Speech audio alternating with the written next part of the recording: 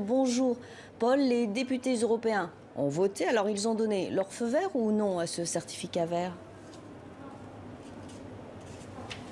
Eh bien, l'idée de ce certificat vert n'est pas passée comme une lettre à la poste. Le Parlement européen a finalement donné son feu vert, mais avec des recommandations, des restrictions. On pourrait davantage parler de feu orange. Alors, ce certificat, ce sésame, je sais que vous en rêvez, Pascal, parce qu'effectivement, il va permettre aux citoyens européens de voyager librement au sein des 27. Il va aussi permettre au passage de sauver la saison touristique de pays comme la Grèce ou du Portugal. Mais de nombreux députés ont insisté sur le fait que le certificat doit être mis en place au sein des 27 selon les mêmes critères. Ça doit être un certificat européen et pas un certificat national. Et on pourra y inscrire, par exemple, que vous avez été vacciné ou que vous avez subi un test PCR négatif ou encore que vous avez formé des anticorps après avoir été contaminé par le virus. Bref, le certificat ne sera pas réservé qu'aux seuls vaccinés. Malgré cela, de nombreux députés ont encore des réticences, notamment à cause du risque de discrimination, par exemple